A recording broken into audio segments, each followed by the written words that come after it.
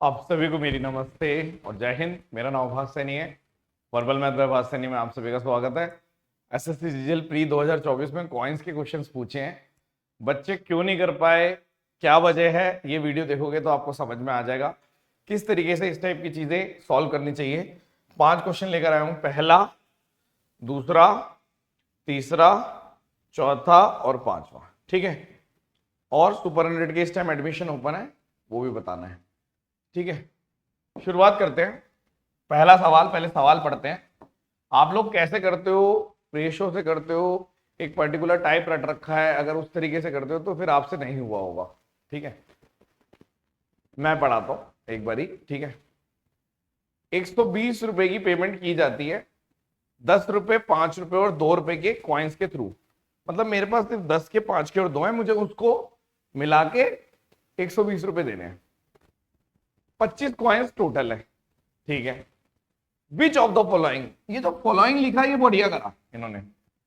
Following लिखने से ये हो जाता है कि इनमें से कौन सा ऐसा नंबर है, इनमें से कौन सा ऐसा नंबर है जो 10 रुपए के कॉइन्स यूज किए जाते हैं उसके पेमेंट, मतलब 10 रुपए के कितने कॉइन्स हैं वो बताओ। आपने बोला देखो 10 रुपए के कॉइन्स हैं, 5 रुपए के कॉइन्स हैं और 2 रुपए के कॉइन है। मान लो 10 रुपए के कॉइन है एक्स, 5 रुपए के कॉइन है मान लो वाई, और टोटल जो कॉइन है वो 25 है। तो क्या मैं 2 रुपए के 25 minus x minus y coin ले लूं? क्योंकि टोटल कॉइन तो 25 है ना, ये एक्स ले लिए वाई ले लिए, टोटल इतने 25 में से माइनस कर दो। एक बेसिक सी बात है कि अगर मैं मनी को इक्वेट कर दूं कि जितना पैसा है उसको इक्वेट कर दो, तो आपने बोला मनी का मतलब 120 रुपए, और 120 रुपए का मतलब है कि 10 रुपए के एक्स यानी 10x, कितने रुपए हो गए, ये 10 रुपए के एक्स है तो इतने रुपए हो गए, 5 रुपए के वाई 5y और 2 रुपए के इतने। आपने बोला ठीक है, इसको थोड़ा सा सॉल्व कर दिया कि 10x plus 5y plus 50 minus 2x minus 2y, ये 120। तो 120 में से 50 है 70, 70 10 में से 2 गए 8x, 5 में से 2 गए 3y। जैसे ही यहां तक गए होंगे आपका हाथ रुक गया होगा। आपने बोला ये क्वेश्चन गलत है। बात आपको इतनी सी देखनी थी, सॉरी इतनी सी देखनी थी कि इसमें फॉलोइंग लिखा हुआ है। चैलेंज तब हो जाता है ये अगर फॉलोइंग नहीं लिखा होता। एक क्वेश्चन में इन्होंने नहीं भी लिखा, वो हो सकता है चैलेंज देखा जाए तो, कि विच ऑफ द फॉलोइंग इनमें से क्या हो सकता है। तो आपने बोला अगर ये छोटी छोटी चीजें पेपर में नहीं दिखती, इसलिए बच्चे बाद में आके जब बता रहे थे कि ऐसा क्वेश्चन आया तो वो गलत क्वेश्चन बता रहे थे, किसी ने भी ये नहीं बताया कि फॉलोइंग भी लिखा हुआ है। ठीक है, तो आपने बोला अगर पहला केस 10 यानी एक्स को 10 ले लेता हूं तो 80 आ गया, यानी वाई तो माइनस में चला जाएगा, हो ही नहीं सकता। क्या कभी नंबर ऑफ कॉइन्स, ये है नंबर ऑफ कॉइन्स जो हमने लेट किए हैं, क्या कभी नेगेटिव हो सकते हैं? नहीं, 10 नहीं हो सकता। अगर ये 8 है यानी 8 इंटू 8, तो आपने बोल दिया 8 इंटू 8 64। ठीक है, और यहां पे 64 यानी कि अब मेरा 64 आ गया। आपने बोला ठीक है कोई बात नहीं, यानी कि 6, यानी y की वैल्यू 2 ले सकते हो, यानी कि 8 और 2, यानी कि आप ये कह सकते हो कि अगर x 8 है और y 2 है, ये पॉसिबल है, बन गया, यानी कि यस ये 70 बन सकता है, यानी यही आंसर होगा। बाकी भी नहीं हो सकते, क्यों? क्योंकि अगर मान लो मैंने थर्ड ले लिया, 6 ले लिया, तो आप बोलोगे थर्ड का मतलब है कि यहाँ पे 8 इंटू 6 48 हो गया। अगर ये 48 हो गया, ये 70 है, तो बचा हुआ 22 आना चाहिए, यानी y की वैल्यू तो 22/3 हो गई। क्या कभी नंबर ऑफ कॉइन्स फ्रैक्शन में हो सकते हैं? आप बोलोगे मेरे पास 22/3 कॉइन्स थे, नहीं, टूटे हुए कॉइन्स थोड़ी हैं। या तो 22 कॉइन है, 21 कॉइन है, या 8 कॉइन है, या 7 कॉइन है, ऐसे ही होता है। ठीक है, तो ये भी नहीं हो सकता और ये भी नहीं हो सकता, क्योंकि फ्रैक्शन में आ जाएंगे। तो एक ही आंसर है जो कि पॉसिबल था इनमें से, फॉलोइंग में से कौन सा आंसर आ सकता है? ये वाला। बहुत सारे बच्चे बोलेंगे तो ऐसे तो मैं और भी वैल्यू निकाल सकता हूं, एक्स वाई की निकाल सकते हो, मैं ये नहीं कह रहा आप नहीं निकाल सकते, एक्स और वाई की और भी वैल्यू निकाल सकते हो अगर निकालना चाहो तो। ठीक है, दिक्कत ये है कि इसने बोला है कि इनमें से बताना है, और अगर नहीं भी दिया हुआ तो ऑप्शन में से बताना है। ठीक है, वो ये कहना चाह रहे हैं। एक और क्वेश्चन, अब ये आप पहले खुद ट्राई करो, पॉज करके आराम से कर दोगे, कि आर 100 रुपए देता है 5 रुपए के ₹2 के और ₹1 के हैं, और इसने बोल दिया कि टोटल नंबर ऑफ कॉइन्स जो है वो 40 है, यानी अगर ये x है ये y है तो ये 40 माइनस x माइनस y हो जाएंगे। ठीक है भाई, अब मनी बराबर मनी है, ₹5 वाले बताने हैं यानी x बताना है। मनी बराबर मनी का मतलब है एक जगह 100 लिखा हुआ है और एक जगह 5x 2y और 41 into 40 minus x minus y, यानी फिर से एक इक्वेशन फॉर्म हो गई कि 40 यहां पे चल गया 60 और यहाँ पे 4x आ गया और यहाँ पे y आ गया फिर से।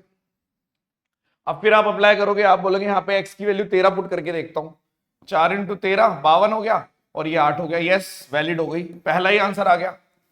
इसके अलावा अगर मैं 18 पुट करता हूं तो जैसे मान लो मैंने कर दिया 4 इंटू 18, तो y तो नेगेटिव लेना पड़ेगा। क्या कभी नंबर नेगेटिव आ सकता है? नहीं। तो 18 17 और 16 ये नहीं आ सकते क्योंकि ये नेगेटिव हो जाएंगे, क्योंकि 13 के अलावा अगर मैंने 14 भी लिया होता तो 56 फिर भी पॉसिबल था, लेकिन 15 या 15 के बाद नहीं हो सकता। x को जैसे 15 लोगे 60 तो y 0 पॉइंट्स हो गए, 0 कि y मतलब ₹2 के सिक्के है ही नहीं, तो 15 या 15 से ज्यादा तो वैसे भी नहीं हो सकता क्योंकि फिर नेगेटिव हो जाएंगे। नेक्स्ट कलेक्शन है रेयर कॉइन्स की, 1 गोल्ड कॉइन है फॉर नॉन गोल्ड कॉइन, मतलब कि अगर गोल्ड कॉइन और नॉन गोल्ड कॉइन की बात हो रही है कि अगर ये 1 है तो ये 4 है, 4 पे 1 है, 4 मतलब रेशियो ले लिया एक तरीके से। यदि 20 कॉइन्स ऐड किए जाते हैं वो भी गोल्ड के, तो रेशियो 2/3 हो जाता है। तो बताओ टोटल नंबर ऑफ कॉइन्स अब कितने हैं? इसमें ये है प्रॉन टू सिली, क्योंकि जिसने ये वाला वर्ड मिस कर दिया या जल्दबाजी में देखा कि इतना आसान क्वेश्चन, उसका गलत हो जाएगा। आपने बोला एक तरीके से अगर x और 4x था गोल्ड और नॉन गोल्ड का, ठीक है, तो अगर इसमें मैंने 20 जोड़ दिए तो रेशियो 2/3 हो रहा है, यानी 3 का मतलब 3x प्लस 60 और यहाँ पे 8x यानी 5x की वैल्यू 60 यानी x की वैल्यू 12 है। लेकिन अब जो इसने आंसर पूछा, उत्तर, नाउ आज के टाइम पे इन पे x प्लस 20 तो गोल्ड के कॉइन है और नॉन गोल्ड के 4x है, तो आपका आंसर तो 4x प्लस x प्लस 20 यानी 5x प्लस 20 आना चाहिए। x की वैल्यू 12 पुट कर दो यानी 60 प्लस 20 यानी टोटल कॉइन तो 80 आने चाहिए ना। ये जिसने कर दिया उसकी सिली हो गई। 80 कॉइन्स हैं आज के टाइम पे।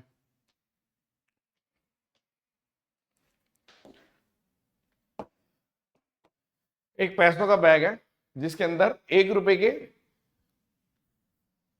₹5 के और ₹10 के कॉइन्स हैं, और किस रेशियो में? 3, 5 और 7।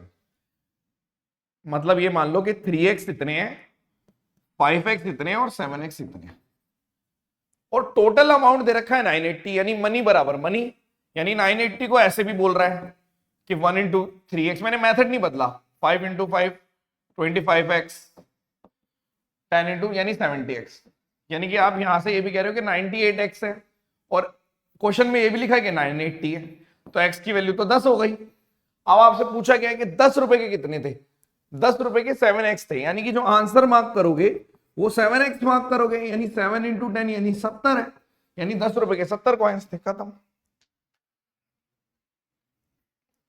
बहुत लोग बोल सकते हैं कि हमने तो जैसे ही 7x का मल्टीपल देखा था मार्क करके आ गए थे हम पेपर में। अगर किसी ने ऐसे भी किया है तो भी कोई बात नहीं, ठीक है, कोई ऐसी बात नहीं है। जिसने नहीं भी किया होगा, जिसको नहीं भी दिखा होगा एग्जाम प्रेशर में, तो उसने कोई बहुत बड़ी चीज मिस नहीं कर दी, ठीक है, हो जाता है। कॉन्फिडेंट रहो, नॉर्मल रहो, कोई ऐसी बात नहीं है, ठीक है।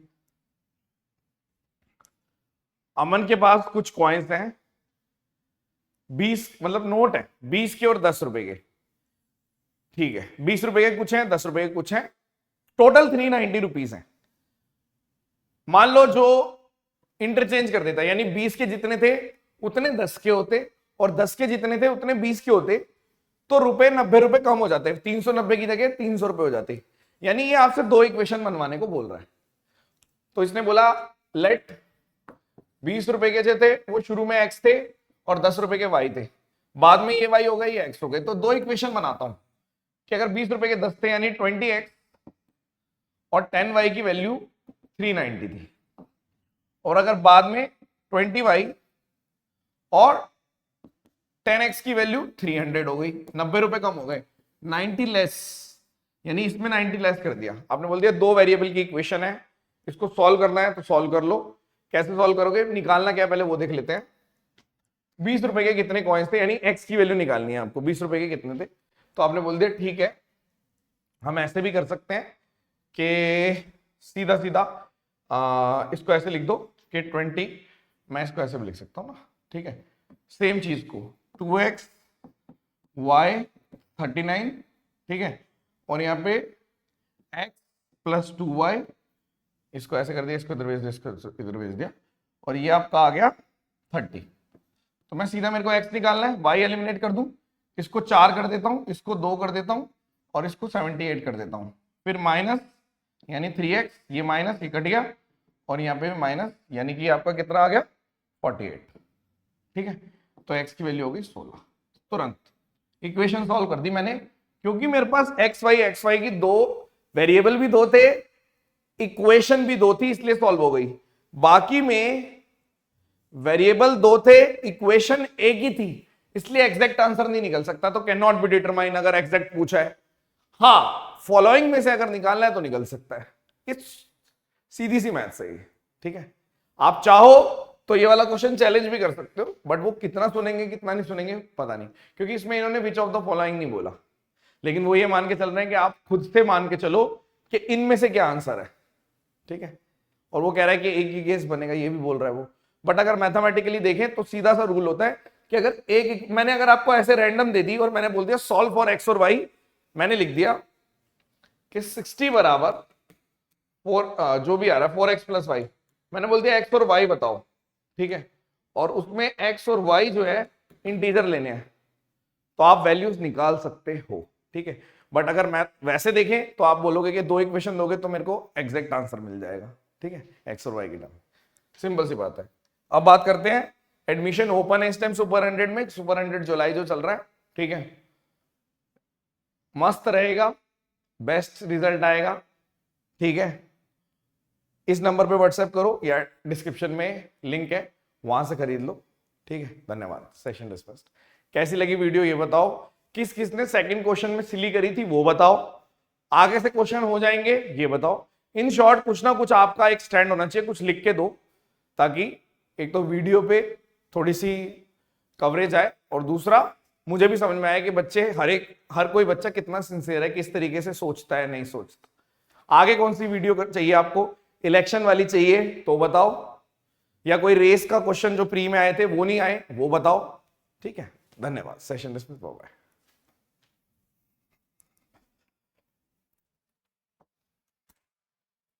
धन्यवाद।